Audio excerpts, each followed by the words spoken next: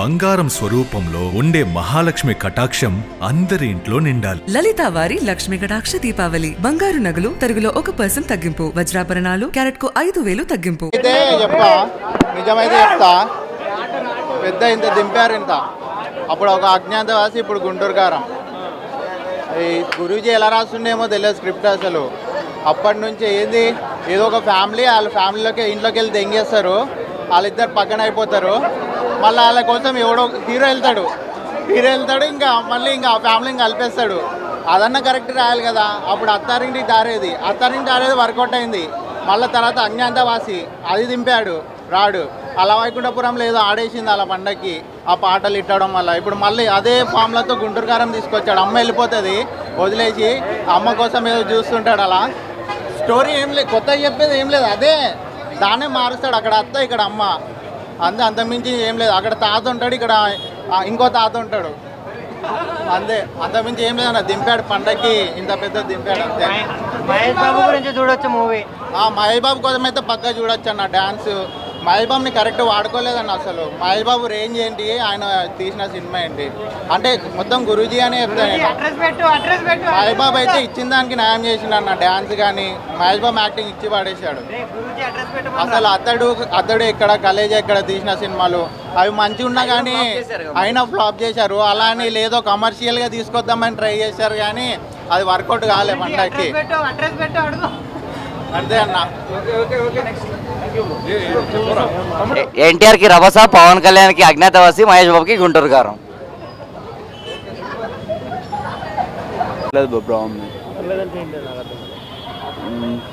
అంటే కామెడీ బాగుంది, డ్యాన్స్ బాగుంది, కొంచెం లెంతీగా లాగే స్టోరీ పర్లేదు, చూడవచ్చు, ఫ్యామిలీ పిక్చర్ అంతే. త్రివిక్రమ్ రిమార్క్ అయితే లేదు, అంతే అనిపించలేదు. ప్రీవియస్ సినిమాలతో పోల్చుకుంటే ఈ సినిమా అంతగా అనిపించలేదు. బట్ కానీ సినిమా బాగుంటుంది, చూడవచ్చు. సినిమాని ఫ్లాప్ అయితే కాదు, సినిమా చూడవచ్చు అంతే.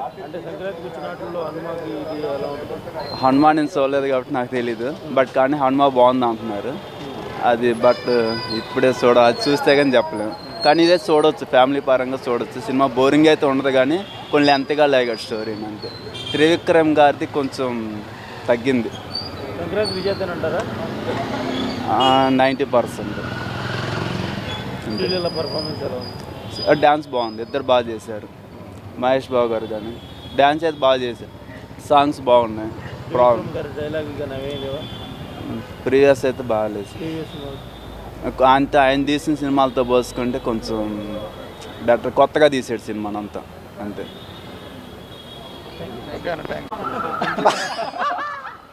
అన్న ఫస్ట్ మీరు కారం అన్న, ఇది గుంటూరు కారము సినిమా సూపర్ డూపర్ అని అయితే నేనైతే చెప్పానన్న. సినిమా యావరేజ్, మొత్తం అలా వైకుంఠపురం అది ఇది అన్నీ కలిపి కొట్టినట్టుంది. మహేష్ బాబు అదేంది మడత పెట్టి ఆ సాంగ్ కోసం చూడవచ్చు అంతే. కుర్చీ మడత పెట్టి అనే సాంగ్ కోసం చూడవచ్చు. హనుమాన్ బెటర్గా ఉంది, ఇదైతే అంత లేదన్న. ఈ సినిమా ఇప్పుడు రిలీజ్ అయ్యే సినిమాల మీద ఆధారపడి ఉంటాయి. అవి బాగున్నాయి అనుకో ఇది తుస్సు, అవి కూడా అట్ట ఉంటే ఇది నడిచిపోతుంది. ఎందుకంటే మహేష్ బాబు కాబట్టి చల్తా.